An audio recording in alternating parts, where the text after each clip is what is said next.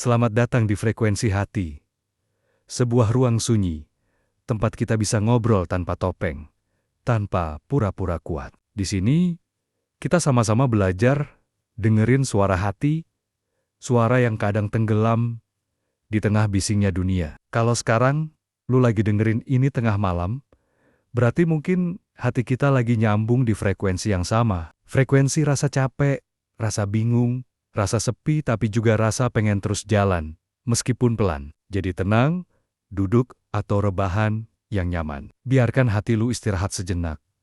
Biarkan pikiran lu pelan-pelan reda. Karena malam ini, kita bakal ngobrol dari hati ke hati. Tentang capek, tentang sepi, dan tentang bagaimana semua itu bisa jadi sumber kekuatan. Oke, kita gas. Selamat mendengarkan Frekuensi Hati. Jangan lupa sambil ngopi. Kadang, emang gitu ya. Tengah malam tuh malah bikin kita overthinking. Semua hal yang siang tadi kita tahan, malam-malam keluar, kayak banjir. Lu pernah nggak sih, lagi sendirian gini, terus tiba-tiba ngerasa capek banget? Capek fisik iya, tapi yang lebih berat tuh capek di dalam kepala. Kayak, kok hidup gua gini-gini aja ya? Bangun pagi, kerja, kuliah, sekolah, ngerjain tugas, denger omongan orang. Lalu besoknya ngulang lagi. Rasanya kayak kita lari di treadmill, capek setengah mati, tapi sebenarnya nggak kemana-mana. Yang bikin tambah berat tuh, kita sering pura-pura kuat, ketemu orang, senyum, di medsos, update hal-hal bahagia. Padahal dalam hati remuk, badan udah teriak minta istirahat. Kita takut dibilang lemah, takut diremehin, takut dianggap gagal. Padahal, apa salahnya sih ngakuin kalau kita capek? Coba deh, lu pikirin. Kalau robot aja bisa rusak, kalau dipaksa jalan terus, masa manusia nggak boleh berhenti sebentar? Lu nggak harus jadi sempurna. Lu nggak harus kelihatan kuat 24 jam, karena justru keberanian buat bilang, gue capek itu, tandanya lu sadar kalau diri lu manusia, bukan mesin. Gue ngerti, kadang ada rasa malu. Kayak, masa gue ngeluh sih? Orang lain aja bisa, masa gue nggak? Tapi tahu nggak, hidup orang tuh beda-beda. Yang kelihatan bahagia di luar, bisa jadi nangis tiap malam. Yang kelihatan sukses, bisa jadi masih ngerasa kosong di dalam. Jadi, jangan bandingin beban lu sama orang lain. Ngakuin capek bukan berarti nyerah. Itu cara biar lu nggak meledak. Kayak balon, kalau terus ditiup tanpa dilepas anginnya, ya pecah. Sama kayak kita, kalau dipaksa terus kuat tanpa pernah jujur, lama-lama ya hancur juga. Jadi coba sekarang, tarik napas dalam-dalam, buang pelan-pelan. Rasain, kalau perlu, tutup mata, terus bilang dalam hati, gue capek. Gue butuh istirahat, dan itu nggak apa-apa. Nggak bikin lu lemah, malah bikin lu waras. Hidup emang gitu, naik turun. Kadang di atas, kadang di bawah. Yang penting, lu nggak harus kuat sendirian. Lu boleh berhenti sebentar. Lu boleh istirahat. Karena ngakuin capek itu bukan tanda kalah. Tapi cara biar lu tetap bisa jalan jauh. Sekarang gue mau nanya, lu udah pernah belum bener-bener jujur sama hati lu sendiri? Kadang tuh kita jago banget pura-pura. Bukan cuma di depan orang lain, tapi juga di depan diri kita sendiri. Kita bilang ke diri sendiri, gue baik-baik aja kok. Padahal, dalam hati hancur. Kita bilang, gue kuat. Padahal tiap malam nangis pelan-pelan biar nggak kedengeran. Kita bilang, gue bahagia. Padahal, tiap hari cuma numpuk rasa kosong. Lucu ya, kita lebih peduli sama pandangan orang lain dibanding suara hati sendiri. Kita sibuk bikin orang lain percaya kalau kita baik-baik aja. Padahal kita sendiri udah nggak percaya sama hidup kita. Jujur sama hati itu bukan perkara gampang. Karena jujur sama hati, berarti lu harus berani ngakuin semua hal yang selama ini lu tutupin. Ngakuin kalau sebenarnya lu sakit. Hati.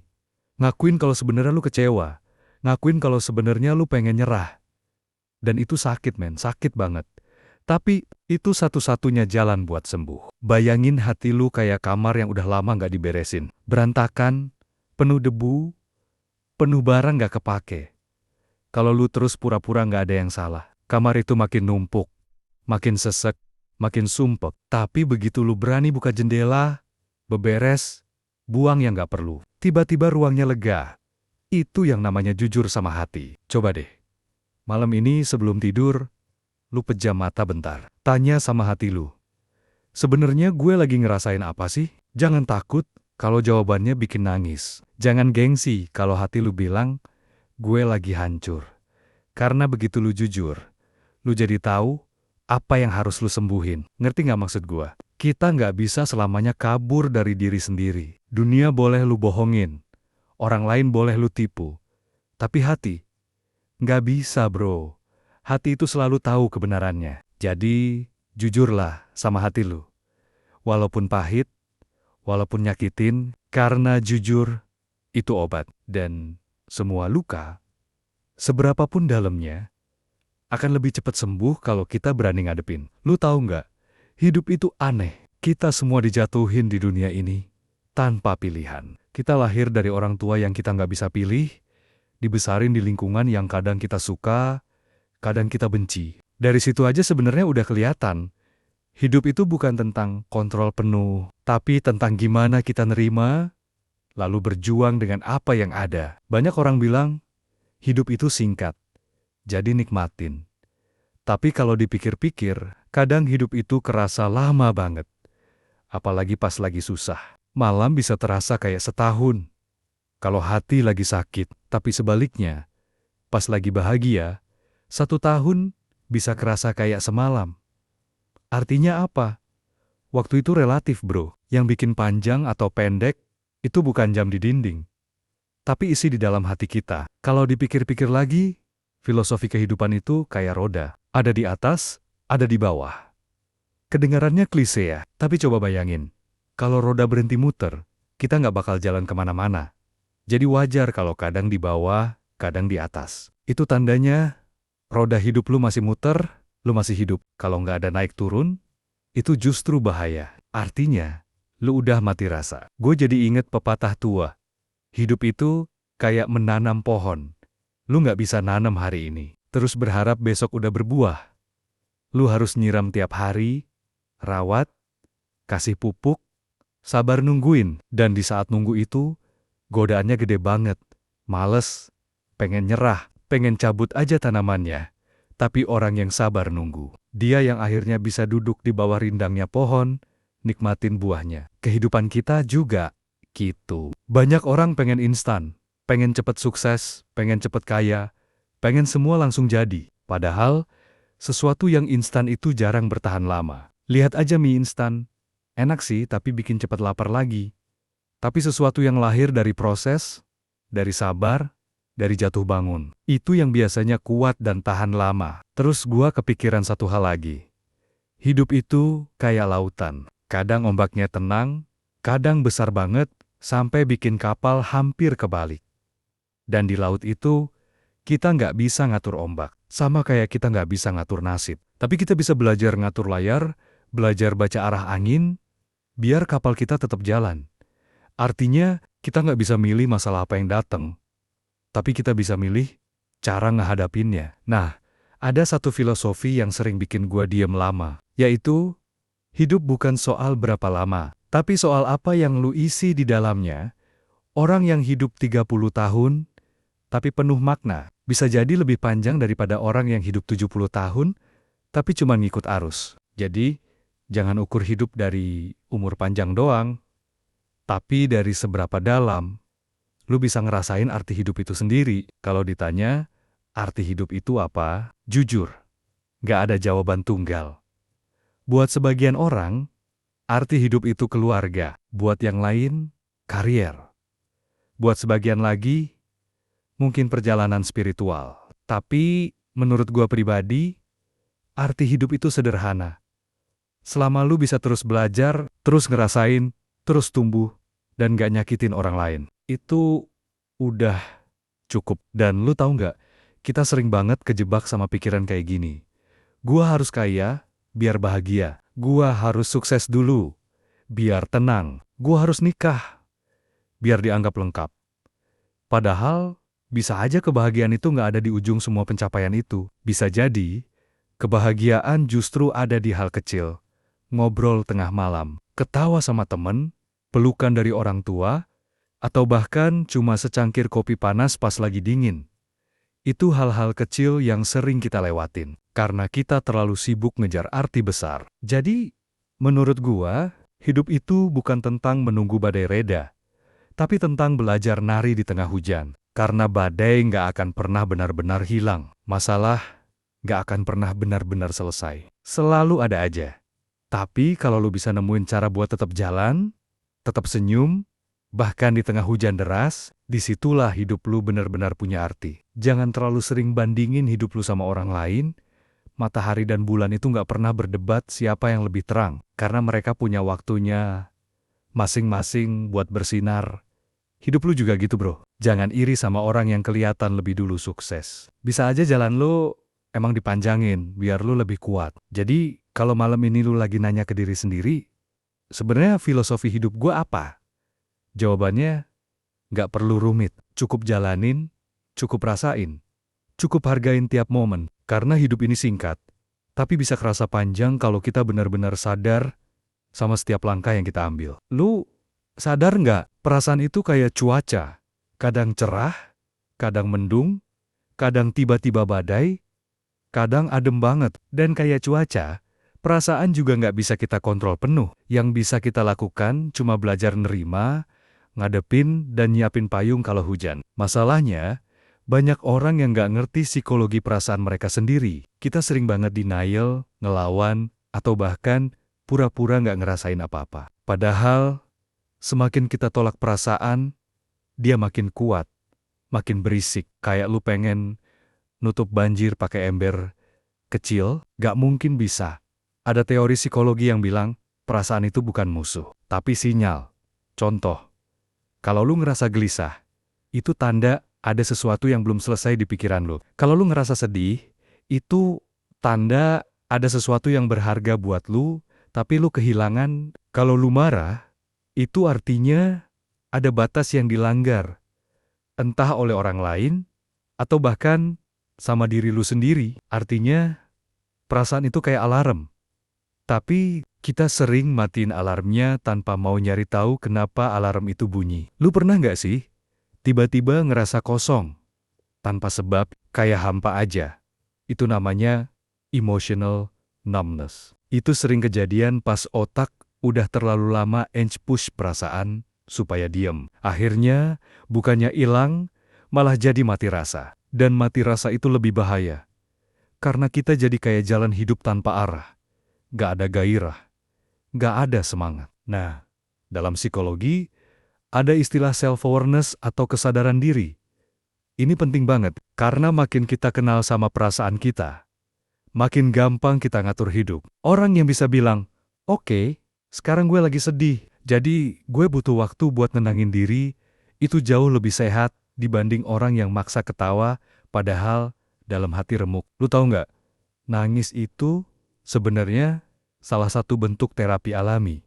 Saat kita nangis, tubuh kita ngelepasin hormon stres. Makanya habis nangis, walaupun mata bengkak, hati biasanya lebih ringan. Tapi dari kecil, kita sering diajarin, jangan nangis, cengeng itu lemah. Padahal, gak nangis justru bikin hati numpuk racun. Terus soal marah, banyak orang nganggep marah itu emosi jelek. Padahal enggak, bro. Marah itu energi. Masalahnya bukan di marahnya, tapi gimana kita ngarahin energi itu. Kalau marahnya ditahan terus, bisa jadi penyakit. Tapi kalau marahnya meledak tanpa kontrol, bisa nyakitin orang lain. Jadi kuncinya bukan jangan marah, tapi belajarlah marah dengan sehat. Begitu juga sama bahagia. Lucunya, banyak orang yang malah takut bahagia. Kayak, ini kok gue lagi bahagia banget ya, abis ini pasti ada musibah nih. Itu namanya foreboding joy. Rasa takut kehilangan kebahagiaan. Padahal, bahagia itu justru harus dirasain penuh. Gak usah buru-buru mikirin kapan hilangnya. Karena bahagia itu bukan hadiah akhir, tapi momen kecil yang harus diserap pelan-pelan. Ada satu hal lagi yang harus direnungin. Perasaan itu bukan hal yang harus kita lawan, tapi kita pahami. Sedih, seneng, marah, kecewa, rindu, bahkan rasa hampa sekalipun. Itu semua bagian dari jadi manusia. Lu bayangin aja, kalau hidup cuma punya satu warna, misal cuma bahagia doang, pasti hambar banget. Justru dengan adanya rasa sakit, bahagia jadi lebih berharga. Dengan adanya kecewa, syukur jadi lebih dalam. Psikologi perasaan ngajarin kita bahwa setiap emosi itu valid. Gak ada emosi yang salah. Yang salah itu cara kita ngadepinnya. Makanya, penting banget buat belajar emotional regulation, bukan biar lu gak punya perasaan, tapi biar lu bisa ngelola perasaan tanpa dihancurin sama perasaan itu sendiri. Contoh gampangnya gini. Kalau lagi stres, otak kita biasanya masuk mode fight or flight. Entah lu pengen marah terus, atau lu pengen kabur dari semuanya. Nah, di titik itu, coba tarik napas dalam-dalam. Sadarin, oke, sekarang gue lagi stres, gue nggak harus ambil keputusan buru-buru, karena kalau lu ambil keputusan pas lagi emosi, 90% hasilnya bakal lu seselin. Gue yakin, tiap orang yang denger ini, pasti punya perasaan yang lagi berat dipendem. Entah kecewa sama diri sendiri, sakit hati karena ditinggal, atau cemas soal masa depan. Gue cuma mau bilang, itu normal. Lu nggak salah ngerasain itu semua. Justru perasaan itu yang bikin lu manusia, bukan robot. Lu harus belajar jadi sahabat buat perasaan lu sendiri. Jangan jadi musuh. Kalau lu sedih, peluk diri lu. Kalau lu marah, coba dengerin kenapa lu marah. Kalau lu bahagia, rayakan. Karena setiap emosi itu pesan dari hati. Dan hati nggak pernah bohong. Intinya, jangan anggap perasaan itu kelemahan. Justru perasaan adalah kompas. Dia yang nunjukin arah mana yang sebenarnya penting buat hidup lu. Kalau lu berani jujur, berani nerima, berani ngerasain, pelan-pelan lu bakal ngerti kenapa perasaan itu jadi bahasa paling jujur dari jiwa manusia. Oke. Sekarang kita geser ke realita pahit zaman sekarang. Hidup itu emang pahit. Kadang lebih pahit daripada kopi yang lupa dikasih gula. Lu pernah nggak sih lagi scroll TikTok, isinya orang liburan ke luar negeri, makan enak, hidupnya kayak drama Korea, terus lu ngeliat diri sendiri. Lagi rebahan, kuota sekarat, duit tinggal 20.000, tapi masih punya keberanian ngomong, aku percaya proses. Proses apaan? Proses nunggu gajian masuk. Pahitnya hidup tuh gini. Lu lihat orang yang kerjanya sebentar, tapi hasilnya puluhan juta. Sementara lu yang kerja 8 jam sehari masih bingung. Besok sarapan pakai apa? Kadang gua mikir, mungkin jalan menuju kesuksesan itu bukan kerja 8 jam sehari, tapi kerja sebentar tanpa harus berpikir keras. Ya, itu contoh pikiran toksik. Terus, soal kerjaan, lu udah lembur, mata merah, laptop panas kayak kompor, tapi pas gajian cuma naik 100.000, sementara anak bos baru posting story, finally, new iPhone 16 Pro Max. Lu lihat story itu, terus nanya ke diri sendiri, gue salah jurusan atau salah keluarga? Soal percintaan juga pahit, bro. Lu udah setia, tiap hari chat duluan, dengerin curhatnya, nemenin dia kalau lagi down. Ujung-ujungnya dia bilang, aku lebih nyaman sama dia. Soalnya dia lebih lucu. Ya ampun, ternyata kita bukan kekurangan cinta, tapi kekurangan stand-up komedi. Yang lebih sakit lagi tuh kalau mantan tiba-tiba update status. Terima kasih Tuhan, akhirnya aku nemuin orang yang tepat. Hah? Jadi kita selama ini apaan? Beta tester. Belum lagi dunia sekarang tuh suka enjat secepat banget. Lu telat lulus kuliah, langsung dicap gagal. Lu telat nikah, langsung dibilang kapan nyusul. Lu belum sukses, langsung dikira males. Padahal mereka nggak pernah lihat betapa kerasnya lu berjuang. Ya gimana mereka mau lihat? Lu aja tiap berjuang nggak sempet update story. Kadang hidup juga absurd, bro. Contoh, lu ikut giveaway 100.000 orang. Kalah, tapi giliran utang, lu yang selalu kepilih. Kayak hidup ini algoritmanya error, bukan lu doang yang mikir gitu. Dan satu lagi yang pahit, kehilangan. Temen yang dulu sering nongkrong, sekarang sibuk kerja, sibuk nikah, sibuk jadi orang tua. Grup WhatsApp yang dulu rame, sekarang sepi kayak rumah kosong. Paling-paling cuma rame pas ada yang nikahan. Itu pun rame, karena pada ngeluh undangannya jauh, amplopnya mahal. Tapi ya gitu bro, realita pahit emang gak bisa dihindarin. Hidup itu kadang lebih keras daripada tempe mendoan yang kelamaan digoreng.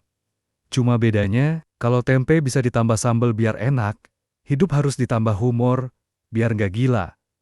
Mungkin hidup tuh mirip kuota internet, mau banyak atau dikit, lama-lama pasti habis. Jadi jangan dipakai cuma buat nonton drama orang lain. Pakai juga buat bikin cerita lu sendiri. Jadi, bro, jangan terlalu berharap dunia manis kayak filter Instagram. Kadang aslinya lebih mirip kamera depan HP jadul. Buram, kusam, gak ada cahaya. Tapi kalau lu bisa tetap ketawa, ngeliat muka sendiri di kamera depan itu, berarti lu udah lulus satu level dari pahitnya hidup, bro. Kita udah sama-sama sepakat kalau hidup ini pahit. Tapi ingat, pahit itu bukan akhir cerita. Pahit itu kayak obat, emang gak enak, tapi ada gunanya. Bangkit itu gak harus langsung heroik, gak harus tiba-tiba sukses, kayak motivator di YouTube yang bilang, gue dulu miskin, sekarang punya Lamborghini. Santai aja, kita gak harus ngebut. Bangkit itu gak ada versi instan. Apalagi cuma butuh 3 tips sukses dalam 5 menit. Kayak video motivasi receh. Hidup tuh lebih ribet daripada itu. Kadang bangkit itu sesederhana, lu berani bangun dari kasur meski hati masih berat. Lu mau mandi. Padahal pikiran bilang, besok aja. Lu mau buka laptop buat nyicil kerjaan, walaupun hasilnya cuma 2 paragraf. Itu semua udah bentuk bangkit. Walaupun kecil, bangkit pelan-pelan. Itu penting. Karena kalau lu maksain diri terlalu cepet, ujung-ujungnya malah tumbang lagi. Kayak HP kentang dipakai main Genshin Impact baru, buka map aja udah nge-lag. Gua tahu, kadang godaan buat nyerah itu gede banget. Lihat temen, udah pada nikah, lu masih nge-scroll Reels jam 2 pagi. Lihat temen kerjaan mapan, lu masih bingung besok makan apa. Tapi ingat, setiap orang punya pace masing-masing. Bukan siapa yang paling cepat finish, tapi siapa yang bisa terus jalan tanpa berhenti. Bangkit itu juga bukan soal kelihatan kuat di mata orang lain. Lu nggak harus ngumumin ke dunia kalau lu lagi berjuang. Cukup buktiin lewat langkah kecil yang konsisten. Karena pada akhirnya, hasil nggak bisa bohong. Dan jangan lupa, kasih diri lu apresiasi. Lu udah sejauh ini, lu masih hidup, lu masih bisa dengerin ini. Itu tandanya lu lebih kuat daripada bayangan lu sendiri. Jadi bro, jangan buru-buru, pelan-pelan, bangkit aja. Ingat, bunga aja butuh waktu buat mekar.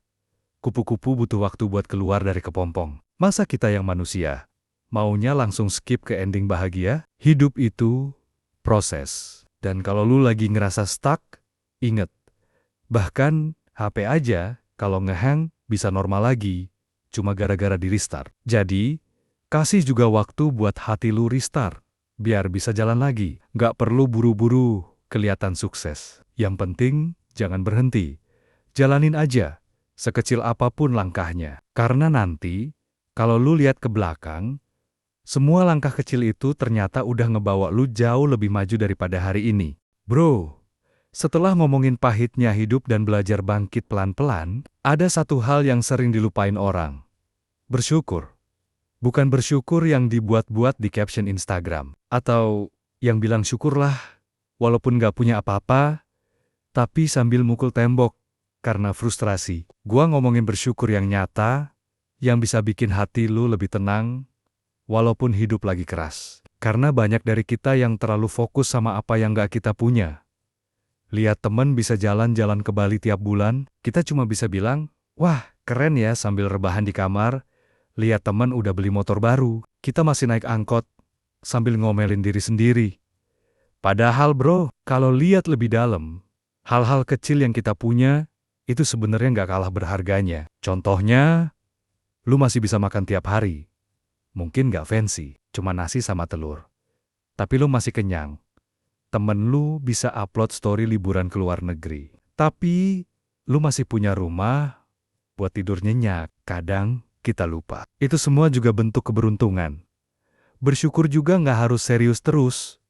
Lu bisa bersyukur sambil ketawa kecil, pas canda sama kucing. Sambil makan mie instan yang rasanya standar banget. Atau bersyukur pas listrik mati, tapi cuma 30 menit. Bukan 3 jam kayak tetangga sebelah.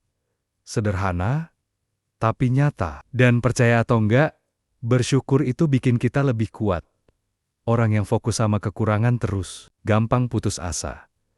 Orang yang belajar bersyukur, walaupun hidup susah, tetap bisa senyum. Bahkan bisa ketawa lihat drama hidup sendiri, itu karena bersyukur bikin perspektif kita berubah. Kita nggak nunggu bahagia datang, tapi bikin hati kita lebih tenang di tengah kekurangan. Bro, bersyukur itu kayak ngecharge HP. Kalau lu nggak encharge, lu lemah, gampang mati. Tapi kalau lu encharge rutin, lu bisa jalan lebih lama. Hanya bedanya, yang ngecharge hati kita bukan colokan, tapi cara kita ngehargain apa yang ada. Dan ini penting, jangan ngerasa rendah karena punya sedikit. Hidup itu nggak soal banyak atau sedikit, tapi soal gimana kita nikmatin apa yang kita punya. Banyak orang yang punya segalanya, tapi tetap ngerasa kurang. Sementara kita, meski sederhana, bisa ngerasa cukup, bahkan bahagia. Kalau kita tahu caranya menghargai hal-hal kecil. Jadi bro, pelan-pelan belajar bersyukur. Mulai dari hal-hal kecil, bisa bangun pagi, bisa makan, bisa ketawa bareng temen, bisa tidur di kasur empuk atau seadanya. Hal-hal kecil itu ternyata bikin hidup lebih ringan, walaupun masalah masih banyak. Dan ingat satu lagi, bersyukur bukan berarti kita nggak boleh ngeluh atau berjuang. Bersyukur itu justru bikin kita punya energi buat terus maju, biar kita bisa hadapin realita pahit, bangkit pelan-pelan, dan tetap survive di tengah kerasnya dunia. Jadi intinya bro, jangan tunggu kaya, sukses, atau semua perfect dulu, baru bersyukur. Bersyukur itu mulai dari sekarang, dari hal-hal kecil yang ada di sekitar lu. Karena hati yang bersyukur, sekecil apapun yang dimiliki, itu hati yang kuat. Teman, sefrekuensi. Perjalanan ini emang gak mudah. Capek yang lu rasain itu nyata. Sepi yang lu jalanin itu berat. Tapi jangan lupa, justru dari capek lahir semangat, dari sepi lahir kekuatan. Di frekuensi hati, kita percaya, setiap rasa itu ada maknanya. Setiap luka, setiap lelah, setiap tangis, semua sedang membentuk diri lu jadi lebih kuat dari kemarin. Kalau malam ini lu masih ngerasa berat, nggak apa-apa. Tarik napas dalam, pejamkan mata. Bilang ke diri sendiri, gue udah cukup.